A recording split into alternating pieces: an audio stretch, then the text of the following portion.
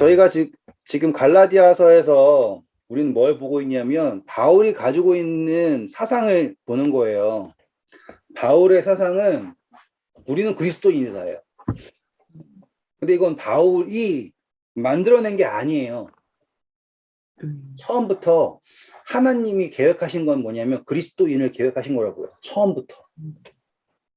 유대인이라고 하는 것은 수많은 인류들 사이에 그분께서 예언적으로 나타나실 그 혈통을 말하는 거지 그 이상도 그 이하도 아닌 거예요. 그래서 바울이 그걸 깨달은 겁니다.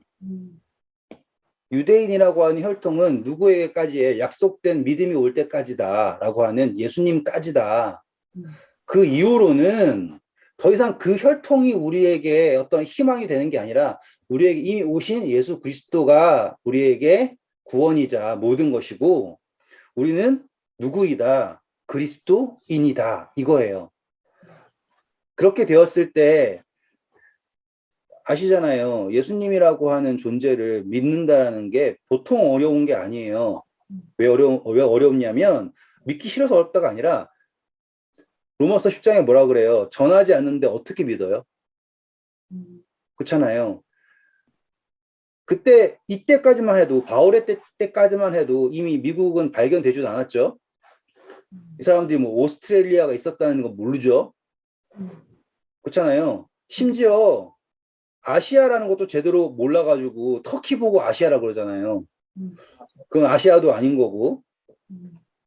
모르겠어요. 그 사람들 보면은 다 서양 생각대로 마음대로 해가지고는 아시아가 아시아 된 거지만 아무튼 중요한 거는 그 사람들이 알고 있는 세계에서 복음이라고 하는 것은 보편적이지 않은 거예요, 지금. 그러니까 예수님을 믿는다라고 하는 거는 정말로 어려운 거라고요. 그렇게 따지면 못 들어서 못 믿은 거예요라고 얘기하면은 억울하겠죠. 그렇죠?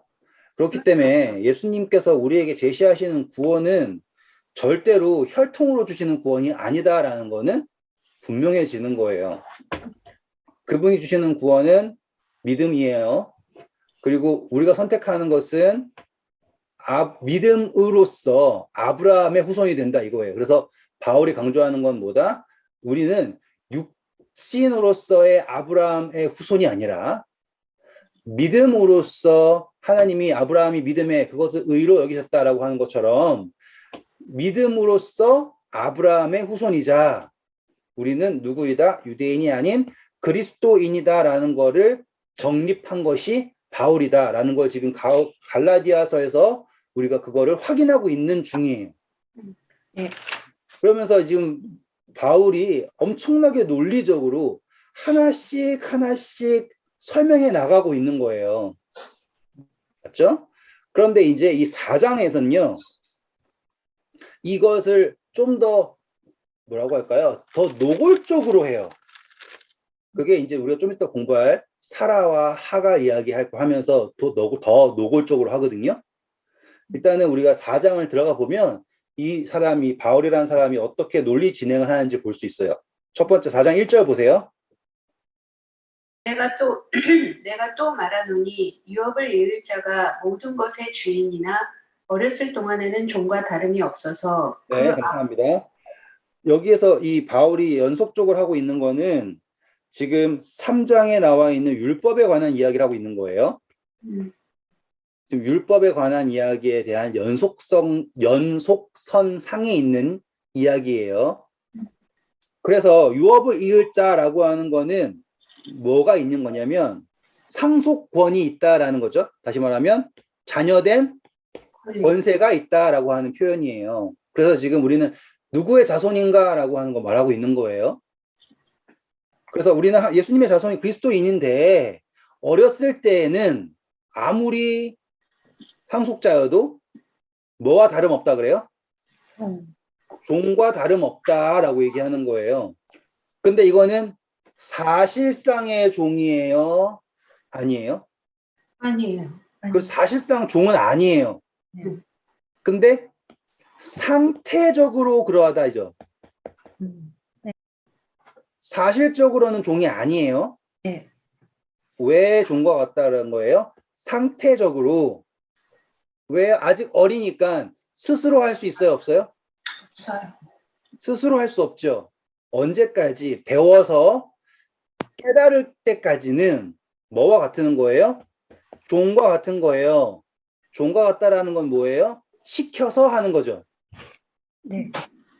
한 번 더 할게요. 이거를 가지고서 어색하게 이해하시는 분들이 있기 때문에 제가 하는 거예요. 이제 제가 그분들이 이렇게 틀렸습니다 하는 게 아니라 올바로 이해하는 걸 돕는 거예요. 네. 상속자이지만 모든 권세를 다 가지고 있는 거예요. 권한이 있어요. 하지만 상태적으로 모르죠. 그렇기 때문에 아직 어떠한 단계예요? 시켜야지 할 수 있는 단계. 배워야지 할 수 있는 단계. 그래서 뭐와 똑같다? 종과 다를 바가 없다라고 얘기하는 거예요. 자, 할게요. 자, 2절 보세요. 그 아버지가 정한 때까지 후견인과 청지기 아래에 있나니 네, 자, 그래서 이 상태 보세요.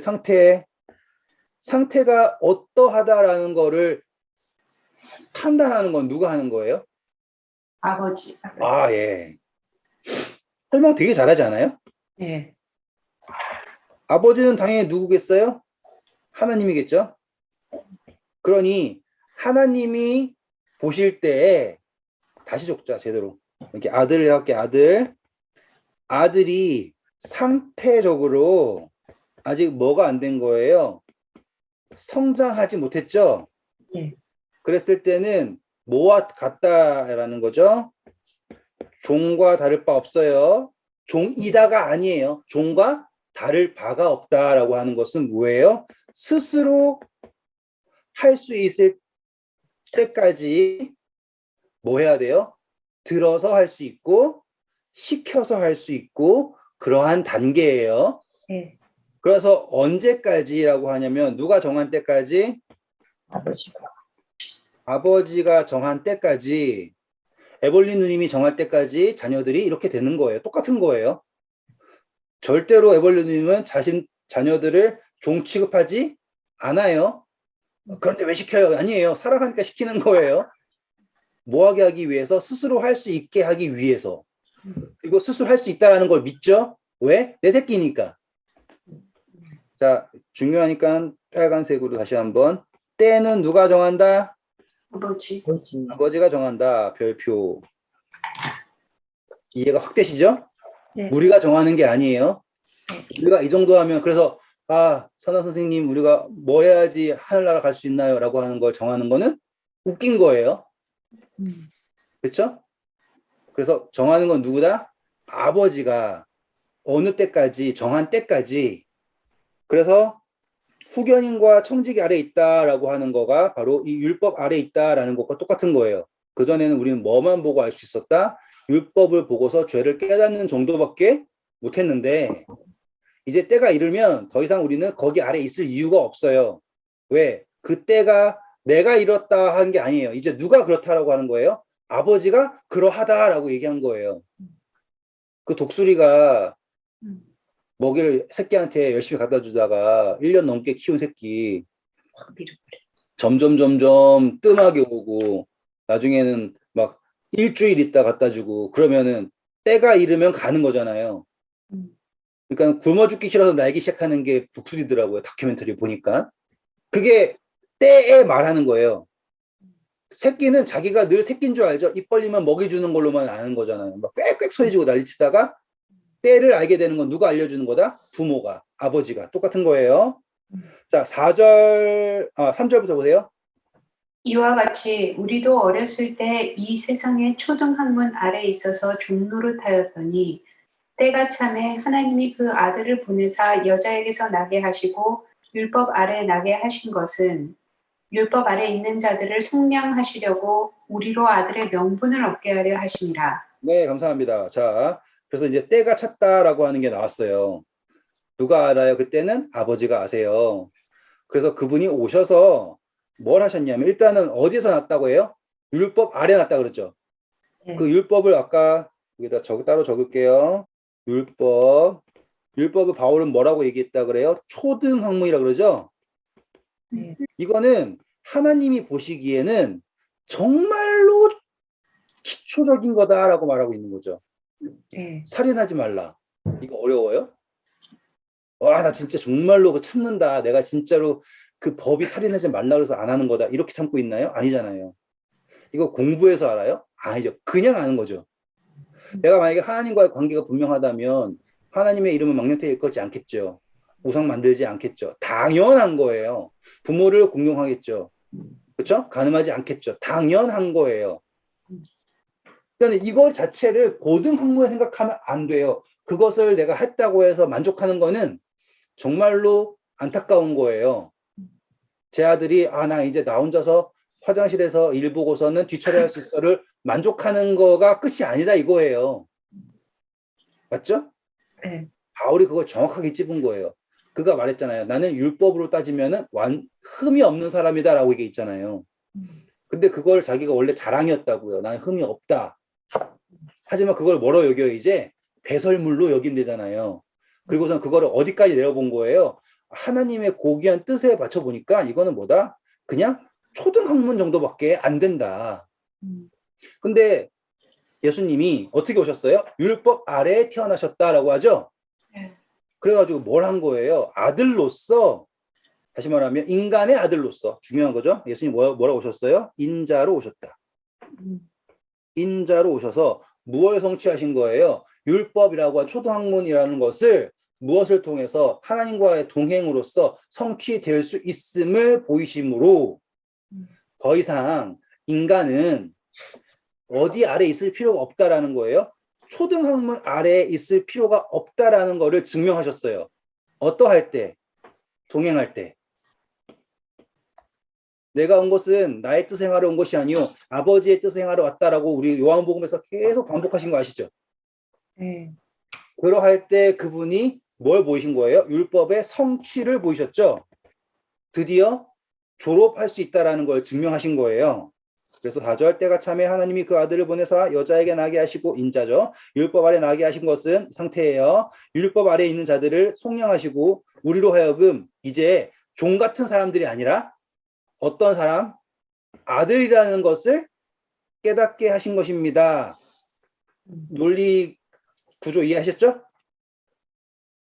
그래서 우리가 이제 더 이상 종처럼 상태가 그러다고 해서 사는 게 아니에요. 우리는 이제 아들로서 사는 상태가 되었습니다. 그래서 아들의 명분을 얻게 하심이라. 6절 7절 읽어주세요. 너희가 아들이므로 하나님이 그 아들의 영을 우리 마음 가운데 보내사 아빠 아버지라 부르게 하셨느니라. 그러므로 너가 이 이후로는 종이 아니요 아들이니 아들이면 하나님으로 말미암아 유업을 받을 자니라. 네, 정확하게 나오는 거예요. 유업을 누구로 말미암아 받는다? 내가 종처럼 있는데 열심히 일해서 행위로 받는 게 아니라 누구로 말미암아 받는다? 아버지로 말미암아 받는 거다. 여기에 있는 숨겨진 논리가 그거예요. 그전에는 사람들이 어떻게 생각했냐면 내가 여기에 있는데 열심히 해가지고 뭘 받는 정도 생각했단 말이에요. 이거는 뭘로 받는 거예요? 내가 일해서 받는 거라고요. 그런데 지금 바울이 말한 거는 아니다. 너네는 하나님 백성인데 상태적으로 어땠냐면 알지 못하니까 아버지께서 하나님께서 정하신 때까지 어디 아래 있었을 뿐이다. 율법 아래 있었을 뿐이다. 근데 어떤 착각을 하고 있었던 거예요? 자기가 종처럼 열심히 하면은 유업을 받는다라는 착각을 하고 있었던 거예요. 근데 그게 아니라 하나님께서 때가 이름에 누구를 보내셔서 아들을 보내셔서 우리와 똑같이 여자에게서 태어나게 하사 이렇게 한데 우리와 똑같이 여자에게서 태어나게 하사 어디 아래서? 율법 아래에서 자라나게 하셨어. 그러므로 그분이 뭘 이루셨다? 하나님과 동행함으로써 이것을 성취하는 것을 보이심으로 우리가 이제 드디어 어떠한 때에 이르렀음을 종으로서 종과 다를 바 없는 삶 속에 사는 것이 아닌 아들로서의 명분을 얻어서 우리가 누구를 부를 수 있게? 아버지라고 부를 수 있는 상태를 만들어 주신 거죠. 예. 지금 계속 상태 말하는 거 아시겠어요? 상태. 사실은 우리는 언제부터? 처음부터 끝까지 아들이에요. 아시겠어요? 예. 아들이 아니었는데 아들 되었다가 아니에요. 예. 그거 오해하시면 안 돼요. 예. 탕자 비유 생각하시면 돼요. 탕자 비유. 예. 탕자는 처음부터 끝까지 계속 아들이었어요. 자기 혼자서 나 아들 안 할래요 했던 거예요. 자기 혼자서 난 아들은 못 되겠고 종정도 될게요. 그렇죠? 예. 그러다가 아버지의 사랑을 깨닫고서 나는 여전히 아들이구나 라는 거잖아요. 하나님에게 있어서 우리는 언제나 아들이에요. 하지만 아직 때가 안 됐기 때문에 우리가 초등학문 밑에 있었던 것 뿐이고, 그렇죠? 그러니까 이젠 더 이상 제발 종처럼 내가 뭔가를 해서 부분적인 일당 받는 것처럼 유업을 받는 데까지 말고, 이제 그 유업을 누구로부터 받자? 아버지에게서부터 받는 것이다. 그게 바로 그리스도인이 된다라는 것이다 라는 걸 설명하고 있는 거예요. 매우 논리적이죠. 네. 네. 그래서 7절 그러죠. 그러므로 내가 이후로는 종이 아니요 아들이니. 자, 이후라는 건 뭐예요? 예수 그리스도를 아는 이후로는 더 이상 종이 아니다 이거예요. 아들이에요. 아들이면 그 유업을 행위로 받는 게 아니에요. 뭘로 받는 거다? 하나님으로부터 유업을 받는 것이다. 빠밤, 은혜로. 설명됐죠? 네. 네. 그래서 8절 읽어볼까요? 그러나 너희가 그때에는 하나님을 알지 못하여 본질상 하나님이 아닌 자들에게 종노릇하였더니. 그렇죠. 왜 종이었다는 거예요? 하나님을 알지 못했기 때문에 종인 거지. 설명이 다 되죠? 네. 네. 하나님을 알지 못해서 종인 거예요. 알면은 더 이상 종이 아닌 거죠. 왜? 하나님이 내 아버지인데. 사단이 가리고 싶은 건 뭐예요? 우리가 그분의 자녀라는 걸 가리고 싶은 거예요. 그러면 다 성립이 돼요. 그래서 사단이 가르치는 건 뭐예요? 야, 너 자신을 봐라. 너가 정말 하나님의 아들이냐? 라는 질문은 똑같은 거예요. 그러려면 최소한 이것 정도 해야 되지 않을까? 그래야지 그리스도인 되지 않을까? 라고 계속 뭘 갖다 넣는 거예요. 조건을 들여붙는 거예요. 그걸 뭐라 그래요? 다른 복음이죠. 네. 최소한 뭘 해야 될 거 아니야. 할례 정도는 받아야 될 거 아니야. 이렇게 나온 거예요. 최소한은 뭘 해야 될 거 아니야. 이 정도는 해야지 되지. 이렇게 간다고요. 그게 아니에요. 9절 멋있는 거예요. 9절 읽어주세요. 진짜 멋있는 거. 이제는 너희가 하나님을 알 뿐 아니라 더욱이 하나님이 아신 바 되었거늘 어찌하여 다시 약하고 천박한 초등학문으로 돌아가서 다시 그들에게 종노릇하려 하느냐. 너무 멋있잖아요. 하나님을 이제 어떻게 됐다고요? 안다. 안다. 성경에서 안다라고 하는 거는 아담과 하와가 안다. 그거 뭐였어요? 하나 된다라고 기억나시죠? 네. 네. 그러면 너희가 하나님과 하나 되었고 하나님도 너희를 아신 바 되었다라고 하는 것은 서로가 안다라는 거죠. 예수님이 마지막 때 오셨더니만 사람들이 와가지고는 주여 주여 내가 주를 위하여 모두 했고 했을 때 예수님 뭐라고 했어요? 내가 너희 도무지 알지 못한다라고 했죠. 그쵸? 열처녀에 비유해서 미련한 처녀들이 와가지고 땅땅땅땅 했더니만 내가 너희를 누군지 알지 못한다라고 하죠.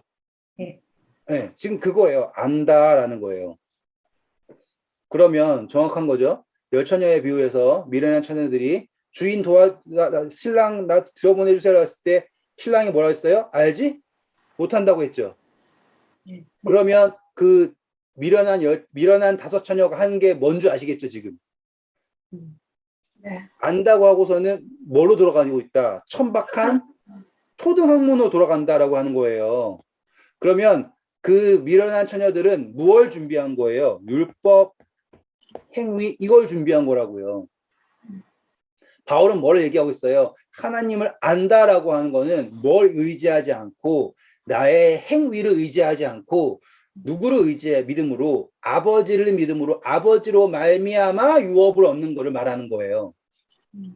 관계를 알므로 믿음으로. 근데 미련한 처녀들은 뭘 의지한 거예요? 아시겠죠? 너희가 왜 이렇게 미련하게 돼가지고는, 그쵸? 이제는 너희가 하나님을 알 뿐만 아니라 더욱이 하나님이 너희를 아신 바 되었는데 어찌하여 다시 약하고 불완전하고요 천박한 아주 낮은 단계에 뭘로 돌아간다고요? 초등학문으로 돌아가서 다시 거기에서 뭐처럼 살려고 하냐? 종처럼 살려고 하느냐? 바울의 논리가 분명하죠? 그거는 아니다 이거예요. 그리고서는 그들이 다시 율법주의로 돌아갔을 때 강조점이 뭐예요? 다시 10절, 11절. 너희가 날과 달과 절기와 해를 삼가 지키니 내가 너희를 위하여 수고한 것이 헛될까 두려워하노라. 그렇죠. 바울이 열심히 가가지고는 당신들은 하나님의 아들입니다라는 알려줬더니만 싹 들어온 그 유대인들이 와가지고는 예수님 믿는 거 좋지. 하지만 하고서 말한 것 때문에 슬금슬금 하나씩 하다 보니까 좋죠. 왜? 사람들 보기에는 거룩해 보이잖아요. 달라 보이잖아요. 그러니까는 하나씩 늘려가다 보니 결국에는 날과 달과 절기와 모든 것을 지키는 게 돼버렸다 이거예요. 근데 이게요 틀린 게 아닌 거예요. 아시죠? 맞아요. 근데 그거를 안도로 삼는 순간 그거를 통해서 제가 그래서 그랬던 거예요. 저 진짜로 선교사 되기 전에 어머니가 저한테 계속 새벽 4시 반이면 깨워가지고 새벽 기도를 데리고 다녔어요. 진짜 정말 너무너무 싫었어요. 진짜 최고 싫었어요.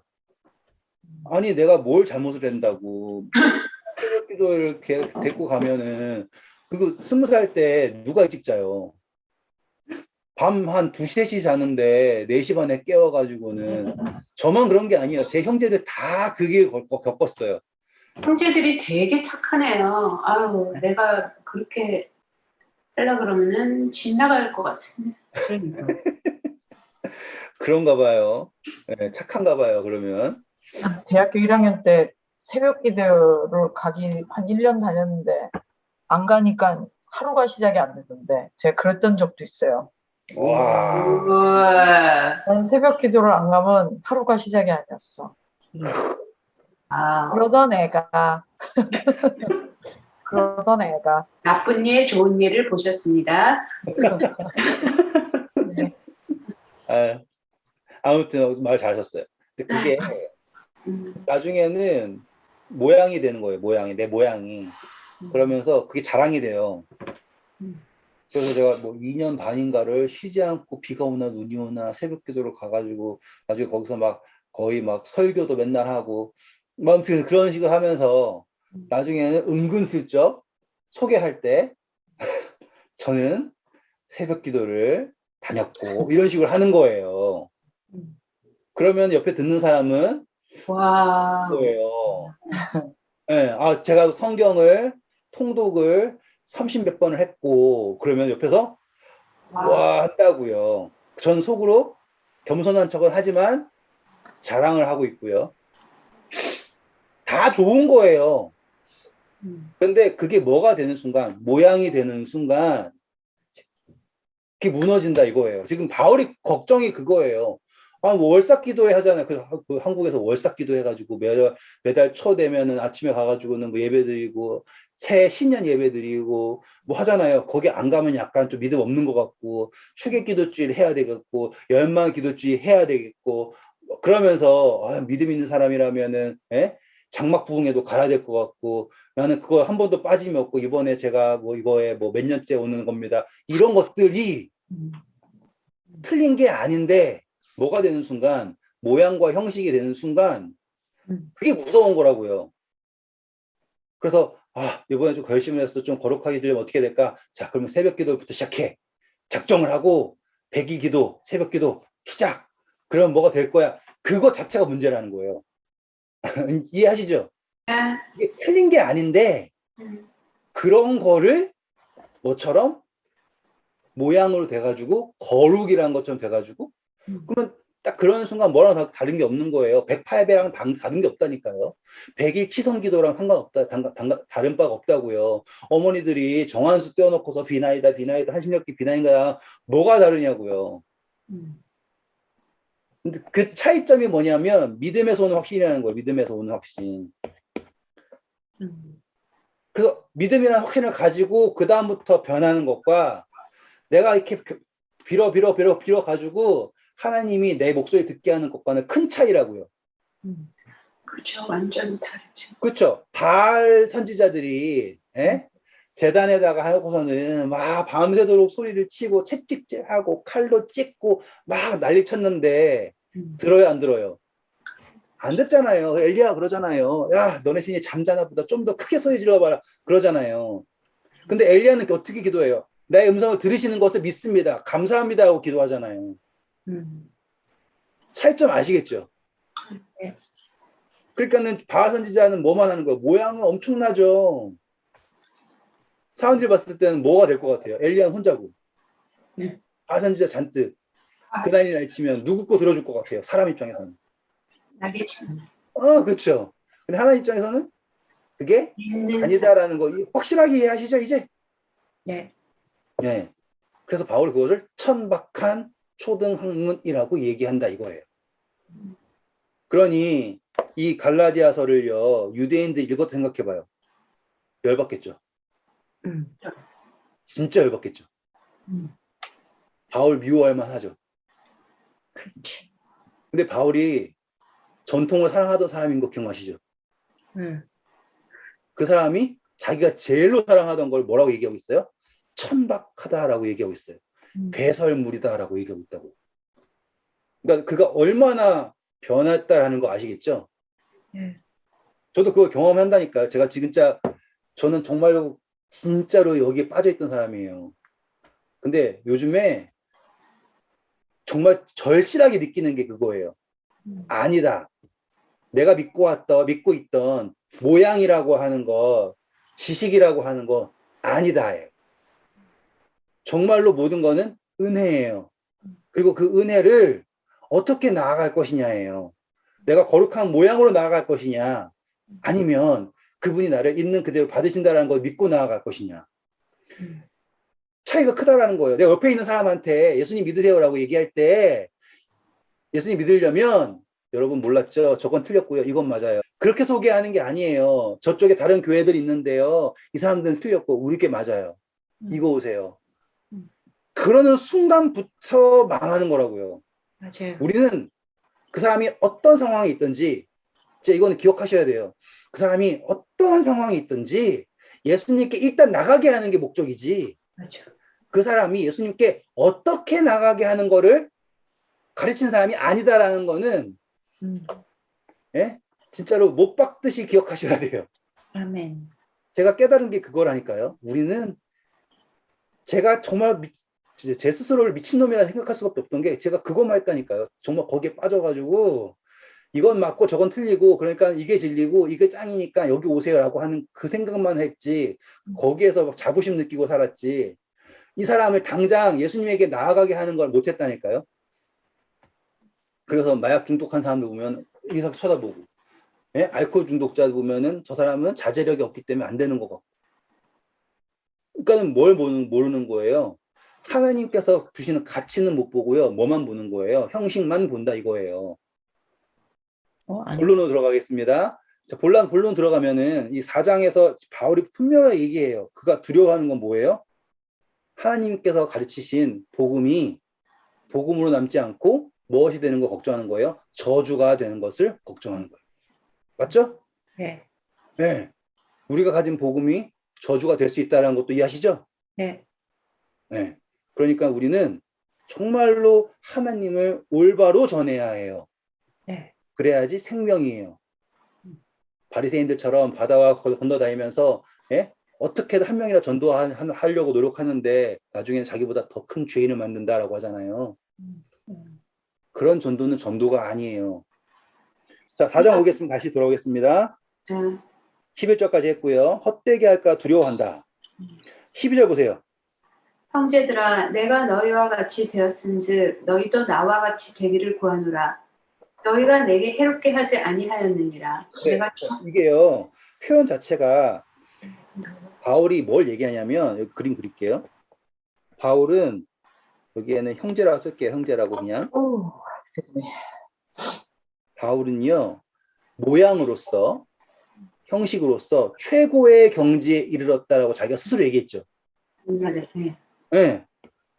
율법으로는 흠이 없는 사람이다. 히브리인 중에 히브리이다. 나오면서 8일 만에 할례를 받고 쭉쭉쭉쭉 가말리아에서 자라나가지고 엄격하게 했다라고 했던 공연 아시죠? 공부했잖아요. 네. 근데 내가 누구처럼 되었다? 너네 너희처럼 되었다라고 하죠. 네. 그러면은 그는 지금 복음을 전할 때 자기의 했던 것들, 그럴싸한 것들 아무것도 드러내지 않고 서스름 없이 다 내려놓고 나갔다는 거 아시죠? 제가 아까 말한 게 그거예요. 우리 복음 전할 때 그 사람의 모양을 바꾸려고 하는 게 아니라 하나님께 나아가게 하는 게 목적이다라고 했잖아요. 바울은 그렇게 한 거예요. 그래서 바울이 얘기한 거 내가 너네처럼 됐지 않냐. 그러니 나가 너네들한테 부탁하는 거 뭐냐면 너희들도 나처럼 되길 원한다.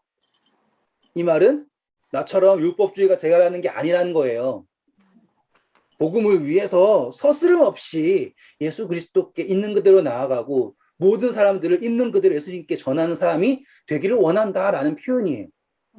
되게 멋진 표현이죠. 네. 다음 줄 읽어주세요. 내가 처음에 육체의 약함으로 말미암아 너희에게 복음을 전한 것을 너희가 아는 바라. 너희를 시험하는 것이 내 육체에 있으되 이것을 너희가 업신여기지도 아니하며 버리지도 아니하고 오직 나를 하나님의 천사와 같이 또는 그리스도 예수와 같이 영접하였도다.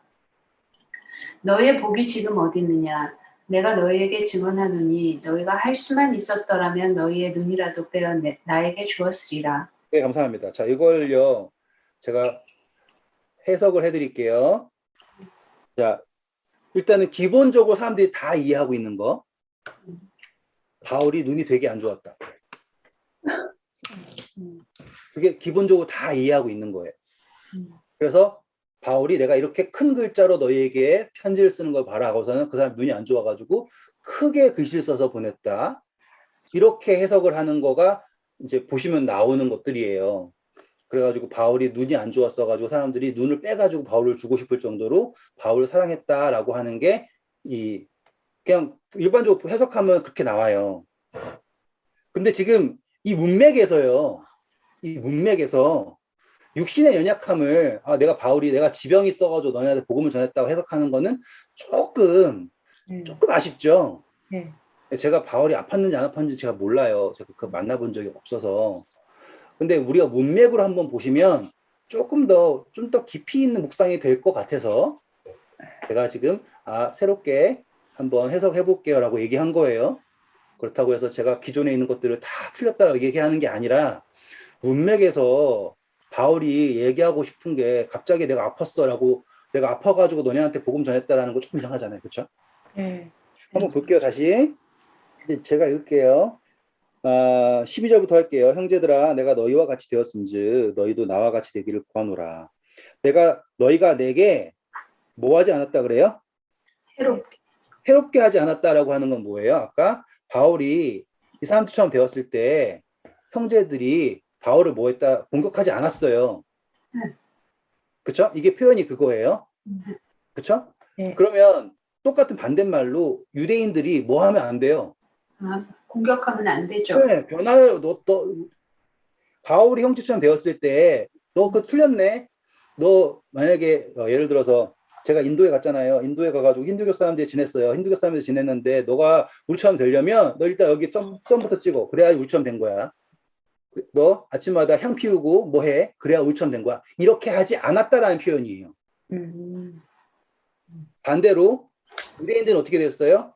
유대인들 그리스도인. 너네가 그리스도인이 되려면 뭐처럼 해야 돼요? 우리처럼 정확하게 다 해야 돼. 안 그러면 우리처럼 되는 게 아니야 라고 했잖아요. 그러니까 여기에 있는 표현은 바울이 이방인들처럼 함께 지내면서 살았을 때 이방인들이 바울에게 뭘 요구하지 않았어요? 너가 우리랑 똑같이 돼야 된다라고 요구하지 않았어요. 똑같이 우리도 그렇게 하지 않는 거예요. 너네도 다른 사람들에게 전도를 했을 때 그런 거 요구하지 말아야 된다라는 표현으로 이해하실 수 있겠죠? 네. 자, 이제 13절. 자, 내가 처음에 뭐의 연약함으로요? 육체의 약함. 예, 육체의 약함을 가지고서는 말미암아 너희에게 복음 전한 것을 너희가 안다라고 얘기했죠. 맞죠? 그러면 육체의 약함이 갑자기 바울의 지병으로 하기에는 율법을 지키는 거. 네. 그렇죠, 그렇죠. 육체의 약함을 육체를 신뢰한다라는 것이 어떠하다라는 것 때문에 복음을 전하기 시작했다라는 거, 시작점 자체가 그거다예요. 자, 바울이 뭐라고 그랬나요? 갈라디아서 너희가 성령으로 시작하여서 어디 있어요 그거? 육체로 간다라는 거. 3장 3절. 읽어주세요.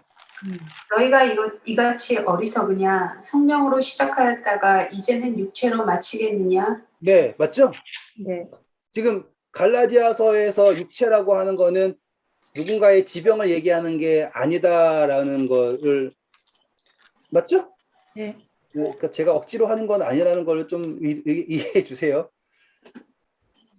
지병이 그러니까는 바울이 처음 복음 시작하게 되는 것도 뭐 때문에 시작했다. 육신의 연약함이라는 그것 때문에 시작을 한 거다. 문맥이에요. 네. 그래서 이제 4장 14절. 너희를 시험하는 것이 내 육체에 있으되 이것을 너희가 업신여기지도 아니하며 버리지도 아니하고 오직 나를 하나님의 천사와 같이 또는 그리스도 예수와 같이 영접하였도다. 네, 자, 너희를 시험하는 것이 내 육체에 있다 그러죠. 바울의 지병이 그 사람들을 시험해요? 아니요. 아니죠. 그러면은 그 사람들이 지금 뭐의 유혹을 받고 있어요? 육신의 모양의 있는 바울, 그러니까 허물이 거룩이라는 것을 형식적 거룩이라는 거에 대하여 유혹을 받고 있죠. 네. 그러니까 네. 문맥이 맞죠. 거룩이라는 걸 유혹받는다고요? 네, 지금 갈라디아 사람들이 뭐에 지금 시험 받고 있어요. 예수님 믿는데 뭐도 해야 되는 거, 네. 형식이라든지 그런 거 따라가야 된다라는 거를 유혹받고 있잖아요. 근데 이 근데 사람 바울의 육체에 그게 너무 몸에 배어 있다는 소리예요, 그러면은? 바울이 다 가지고 있잖아요. 바울은 할례 받았죠. 모든 거 다 했잖아요. 흠이 없는 사람이잖아요. 그러니까 흐트러질래야 흐트러질 수가 없다 이거구나. 네, 그거를 딱 보고 있으면 얘네도 바울 바라봤을 때 우리도 약간 저 정도 있어야 되지 않겠나라는 생각이 듣잖아요. 네. 바울이 얘기하는 거예요. 지금 너희를 시험하는 것이 내 육체에 있으되 라고 했잖아요. 이해되시죠? 네. 이것을 너희가 업신여기지도 아니하며 네. 버리지도 아니하였다라고 하는 거는 처음에 이방 사람들이었을 때 모아지도 않았어요. 업신여기지도 않았다. 그것도 버리지도 않았다라는 것도 이해되시죠? 네. 문맥 맞죠? 네. 이 사람이 눈병이 있었는데 그걸 업신여기지도 않았고 그걸 버리지도 않았다라는 거는 조금 어렵겠죠? 네. 네. 대신 오직 뭐처럼 여겼다 그래요? 하나님의 천사와 같이 또는 그리스도 예수 같이 영접했다라고 하는 건 뭐예요? 뭘 안 보고 육신의 모양을 안 보고 업신여기지도 않고 버리지도 않았지만 뭘 안 보고 육신의 모양을 보지 않고 예수 그리스도처럼 고넬료가 베드로를 봤을 때 우리가 누구 앞에 있다라고 얘기했어요? 하나님 앞에 있는 거다라고 얘기했잖아요. 그런 것처럼 날 영접하지 않았냐라고 얘기한다 이거예요. 그 말은 확실한 거죠? 네. 그러면 너네가 내가 너희들에게 복음을 전했을 때 뭘 보고 영접했냐 이거예요. 예수 그리스도를 보고 영접한 거지 육신의 모양을 보고 영접한 게 아니지 않느냐라고 하는 문장이죠. 네. 아니라 그러면 할 말은 없겠어요.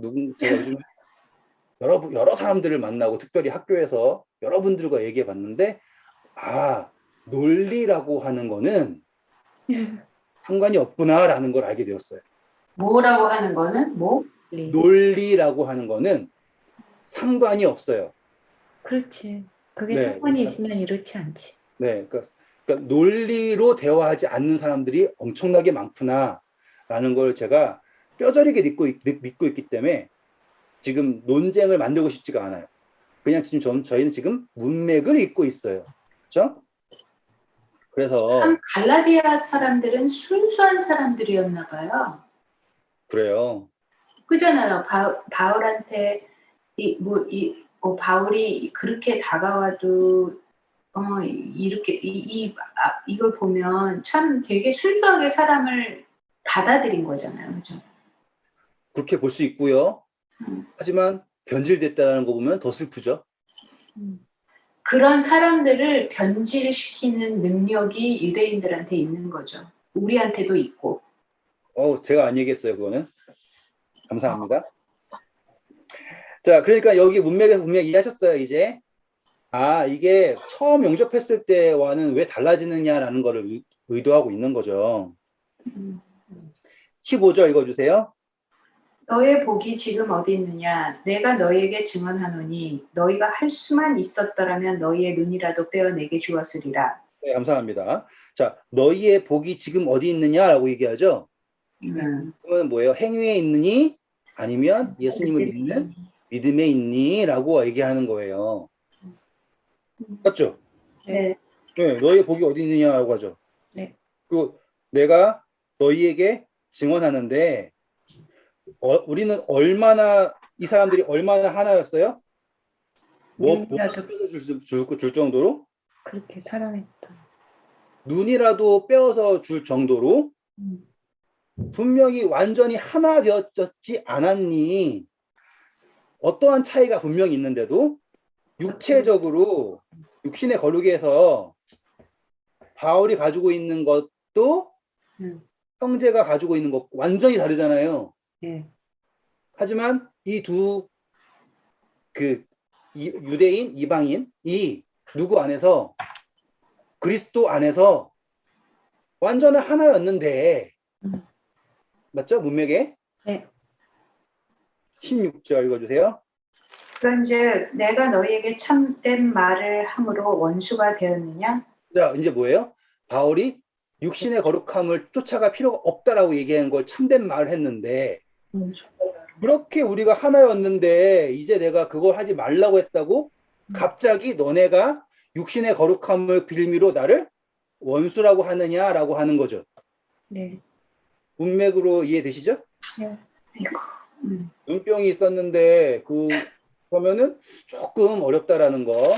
그래서 바울이 얘기한 거예요. 그만큼 우리가 하나 되었었는데 아니 내가 지금 율법의 행위에 대하여서 그리스도인들은 그거 살 필요 없다고 얘기했더니 나를 지금 뭐로 취급하느냐 원수라고 하느냐라고 이야기하는 게 지금 바울이 가지고 있는 의문인 거예요. 우리는 그만큼 서로가 어떤 모양은 너네가 나처럼 돼야 된다. 너도 나처럼 돼야 된다. 이렇게 하지 않고 그렇죠? 서로가 용납을 하면서 그리스도 안에서 하나였는데 너무 슬프죠. 그렇죠? 네, 너무 자, 그리고서는 이제 17절 보면 새로운 존재가 등장해요. 읽어주세요. 17절. 그들이 너희에게 대하여 열심내는 것은 좋은 뜻이 아니요 오직 너희를 이간시켜 너희로 그들에게 대하여 열심을 내게 하려 함이라. 딱 나오죠? 그들이라고 하잖아요. 네. 그러면 이제 문맥이 확실해지죠? 네. 갑자기 눈병 때문에 내가 너네한테 복음 전하게 됐다가 아니라 이제 육신의 연약함이라고 하는 행위에 관한 것 때문에 시작을 해왔고 지금 보니까 우리가 하나 되었었지만 누구 때문에 힘든 거예요 지금? 그들. 예루살렘에서 본 옷부터 올라온 유대인들 때문에 네. 그들이 너희들에게 지금 거룩이라고 하는 하나님으로부터 받는 유업받는 거를 알려주는 게 아니라 뭐만 시키고 있는 것뿐이다. 이간시키려고 하는 것뿐이다라는 거를 바울이 얘기하고 있어요. 지금까지 문맥적으로 깔끔하죠? 네. 네. 자, 18절 보세요. 좋은 일에 대하여 열심으로 사모함을 받음은 내가 너희를 대면하였을 때뿐 아니라 언제든지 좋으니라. 좋은 일에 대한 열심은 바울은 반대하지 않는다. 근데 지금 너네가 뭘 열심히 하고 있니? 라는 질문이에요. 그 다음 절. 나의 자녀들아 너희 속에 그리스도의 형상을 이루기까지 다시 너희를 위하여 해산하는 수고를 하노니. 바울이 얘기하는 건 뭐예요? 다시 그리스도의 형상이지 유대인의 형상이 아니다. 그리스도인에 대한 개념을 성립하고 있는 거잖아요. 맞죠? 네. 네. 그 다음 절. 내가 이제라도 너희와 함께 있어 내 언성을 높이려 함은 너희에 대하여 의혹이 있습니다. 네. 지금 바울이 말하고자 하는 의도가 분명하죠. 근데 솔직히 말하면 제가 지금 설명해 드린 걸 가지고서는 이걸 읽는다 그러면 그냥 읽을 수 있을 것 같죠. 네. 네. 앞에서 하는 이야기가 그대로 와가지고는 왔다 갔다 안 하잖아요, 지금. 네. 제가 계속해서 말씀드리는 이거는요, 읽을 때 중구난방이 되면 안 된다라는 걸 말씀드리고 싶은 거예요. 네. 이게 교리라는 걸 붙여놓은 순간부터요, 성경을 어떻게 보냐면 이렇게 잘라보고 저렇게 잘라보고 중구난방이 된단 말이에요. 그러니까는 정말 슬픈 결과가 되는 거예요. 정작 진짜 이 저자가 말하고자 하는 것과는 관계없는 해석이 뜨끔이 나와가지고는 주석에 장식이 돼가지고 교리가 돼버리고 막 이렇게 하니까, 그리고 또 그 깊이가 너무 슬프잖아요. 그 단어 하나 딱 가지고서는 그런가 보다라고. 그거는 사실이 아니라 추측이잖아요. 만약에 추측을 하려고 해도 어떻게 하는 게 제일 좋을까요? 문맥을 따라가서 하는 게 제일 좋겠죠. 네. 어떠한 저명한 사람이 그렇게 얘기했다를 따라가는 게 아니라, 어떠한 유명한 사람이 갑자기 영감 속에서 말했는데 그랬다가 아니라, 뭐가 더 현명한 거예요? 문맥에서 따라가는 것이 제일 현명한 거예요. 네. 근데 우리는 지금 문맥을 따라갔더니, 아, 바울이 여전히 뭘 말하고 있다? 육신을 믿는 것이 좋은 것에 대해 열심히 한다는 건 난 방해한 적이 없다. 편한 것을 따라간다는 것에 방해한 적이 없는데, 지금 너네들은 그게 아니라 뭐 의미 없는 초등학문, 배설물을 향하여 열심을 내고 있으니 내가 너희들 향하여 의심이 간다. 그래서 내가 지금 목소리를 높이는 것이다 라고 얘기했던 거죠. 그리고서는 거기에다가 바울이 이제 쐐기를 박는 예제를 넣는 거예요. 그것도 완벽하게 성립이 되는 예제겠죠. 그러니까 바울이 천재인 거예요. 왜냐하면 일단은 누가 나와요? 하갈이랑 사라가 나와요. 네. 왜? 이 사람들이 계속 아브라함의 자손 돼야 된다라는 강조하잖아요, 지금. 아브라함의 자손 강조하잖아요. 그 좋다. 아브라함 자손이 다 아브라함의 자손이니? 라는 거를 질문 넣고 싶은 거예요. 천재라니까요, 진짜. 아브라함 자손에는 두 아들이 있죠? 더 아들들이 있어요. 하지만 지금 포커스를 두는 거는 지금 아브라함에게는 두 아들, 상징적인 아들이 있는데, 하나는 하갈이라고 하는 종으로부터 나온 거, 아들이고, 한 명은 누구로부터 나왔다? 사라라고 하는 거예요. 그리고 지금 여기다가는 뭘 했냐면, 하갈은 누구다? 종이고, 사라는 자유다. 이렇게 딱 해버린 거예요. 천재라니까요. 그러네. 이제 읽어볼게요. 이거 그림 가지고 읽으면 그냥 이해가 돼요. 21절부터 읽어주세요. 내게 말하라. 율법 아래 있고자 하는 자들아, 율법을 듣지 못하였느냐? 기록된 바 아브라함에게 두 아들이 있으니 하나는 여종에게서 하나는 자유 있는 여자에게서 낳다 하였으며, 여종에게서는 육체를 따라 낳고 자유 있는 여자에게서는 약속으로 말미암았느니라. 천재죠. 네. 천재 아니에요, 진짜로? 유대인들이 빠지고 있는 논리가 뭐예요? 육체로 말미암는 아브라함 자손 얘기했죠. 그래, 좋아. 그러면 너네는 뭐와 다를 바 없어? 종의. 하갈과 다를 바 없어. 이거죠. 이스마엘. 네. 천재예요, 천재. 아무리 생각해도 천재예요. 그런데 사라에서 태어난 이삭은 뭐로 태어났다? 약속으로 태어났다. 자, 둘 중에 누가 젊어? 하갈이 젊지. 사라는 예쁘긴 했지만 나이 들었지. 이렇게 비교한다고 하면 가능성은 뭐가 있어 보이지만 하갈이지만, 사라에게는 뭐가 있다? 약속이 있다. 아까 전에 너희가 아브라함의, 육신의 아브라함의 자손이 되길 원하냐, 아니면 믿음의 아브라함의 자손이 되길 원하냐, 믿음 있는 아브라함의 자손이냐, 아니면 육신의 아브라함 자손이냐 했던 거잖아요. 지금 그거를 완벽하게 설명해낸 거예요. 이 짧은 이 예 하나로. 천재예요, 천재. 변호사 쓰면 잘했겠네. 천재네요, 진짜. 진짜 천재죠. 정말 너무 천재예요. 근데 이렇게 천재가 쓴 글을 존재들이 이상하게 해석하는 게 너무 슬퍼요. 천재가 써서 그렇지. 이해를 못해. 이렇게 너무나 완벽하게 해석했는데, 자, 읽어주세요. 24절부터. 이것은 비유니 이 여자들은 두 언약이라. 하나는 신의 산으로부터 종을 낳은 자니 곧 하갈이라. 이 하갈은 아라비아에 있는 신의 산으로서 지금 있는 예루살렘과 같은 곳이니 그가 그 자녀들과 더불어 종노릇하고 네, 오직 자, 율법이다라고 얘기하죠? 변한 게 없어요. 종이다. 자, 읽어주세요.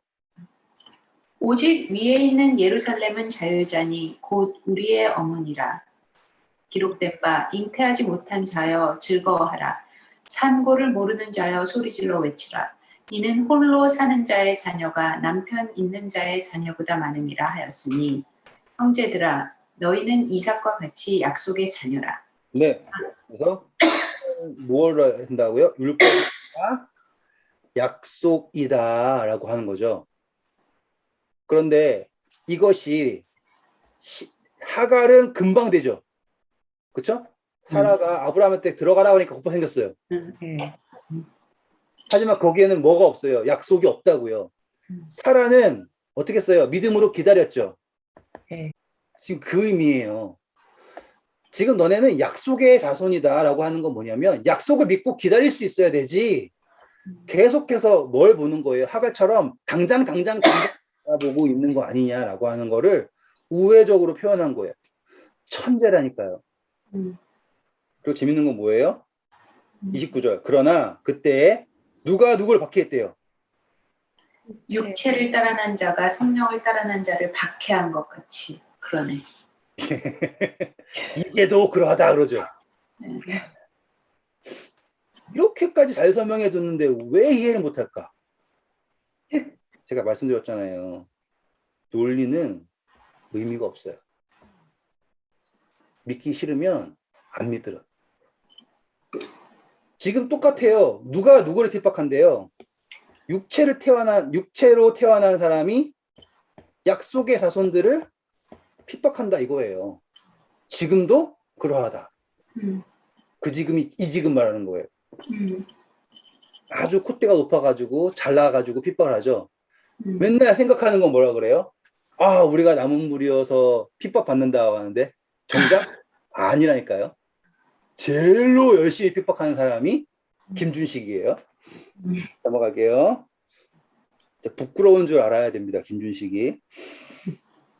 그래서요. 30절. 그러나 성경이 무엇을 말하느냐? 여종과 그 아들을 내쫓으라. 여종의 아들이 자유 있는 여자의 아들과 더불어 유업을 얻지 못하리라 하였느니라. 네, 왜? 공존할 수가 없다라는 거가 거기에도 나타났네요. 왜 계속 우리 창세기 공부 잠깐 했었잖아요. 이삭이 태어날 때 계속 이스마엘이 우습게 여겼죠. 뭐라고요? 아, 이삭은 뭐 사라가 아비멜렉한테 갔다가 와가지고 태어난 걸 보니까는 걔는 뭐가 아니네 이런 식으로 덤빈 거 아니에요. 네. 똑같죠. 이방인들이 됐는데 그건 이것도 이래서 아니네 저래서 아니네 해서 똑같은 거예요. 결국엔 뭐예요? 함께 있을 수 없다예요. 바울의 논리가 완벽하게 요 비유 하나에 성립이 된 거예요. 천재예요. 정말 대단해요. 이 31절. 그런즉 형제들아 우리는 여종의 자녀가 아니요 자유 있는 여자의 자녀니라. 멋지죠? 네. 네. 자, 그리고서는 이제 5장이 들어가는데 지금 막 마음 같아서는 끝까지 하고 싶은데 아쉽다. 5장 1절만 읽을게요. 제가. 네. 그리스도께서 우리를 뭐하게 하시려고?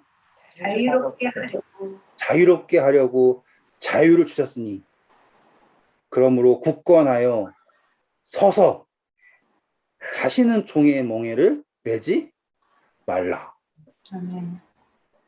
이렇게 완벽하게 얘기를 했다. 그런데 안 들으려고 하는 사람들은 죽었다 깨나도 안 듣고 육신을 따라 난 사람들이 믿음으로 난 사람들을 핍박하면서 자기가 진리다라고 얘기하는 것과 그때의 핍박이 지금도 일어나고 있다. 네, 감사합니다. 갈게요. Good night.